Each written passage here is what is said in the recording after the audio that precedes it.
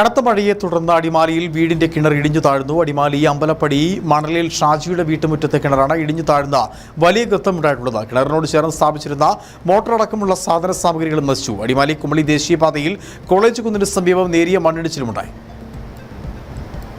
കഴിഞ്ഞ 2 ദിവസങ്ങളിലായി പെയ്യുന്ന ശക്തമായ മഴയിൽ അടിമാലി മേഖലയിൽ വിവിധയിടങ്ങളിൽ ചെറുതും വലുതുമായ നാശനഷ്ടങ്ങളാണ് ഉണ്ടായിട്ടുള്ളത്.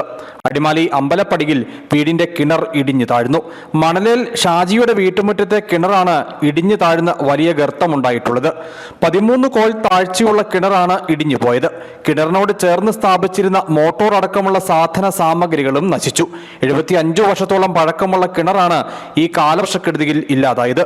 കിണർ ഇടിഞ്ഞു താഴ്ന്നത് പ്രദേശവാസികളിൽ ആശങ്ക ഉയർത്തിയിട്ടുണ്ട്. റവന്യൂ അധികൃതർ സ്ഥലത്തെത്തി സ്ഥിതി വിലയിരുത്തി.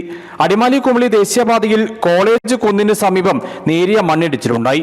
മൺതിട്ട ഇടിഞ്ഞ് റോഡരികിലേക്ക് എത്തുകയായിരുന്നു. ഈ ഭാഗത്ത് കഴിഞ്ഞ ദിവസം എത്തിച്ച് സ്ഥാപിച്ച വഴിയോര കടയും മണ്ണിനൊപ്പം നിരങ്ങി റോഡരികിലേക്ക് എത്തി. ഇത് വാഹനയാത്രികരുടെ കാഴ്ച മറയ്ക്കുന്നുണ്ട്. കൊച്ചി ധനുഷ്കോടി ദേശീയപാതയിൽ കൂമ്പൻപാറയ്ക്ക് സമീപവും മണ്ണിടിച്ചിൽ ഭീഷണി നിലനിൽക്കുന്നുണ്ട്. നവീകരണ ജോലികളുടെ ഭാഗമായി മണ്ണ് നീക്കിയ ഭാഗത്ത് മണ്ണിടിച്ചിലുണ്ടായതാണ് പ്രതിസന്ധിയായിട്ടുള്ളത്. ഇതിന് മുകൾ ഭാഗത്തുള്ള 2 വീടുകൾ അപകടാവസ്ഥയിലാണ്. കല്ലാർ മാങ്കുളം റോഡിൽ പീച്ചാടിന് സമീപം വലിയ ഉണക്കമരം റോഡിലേക്ക് പതിച്ചു.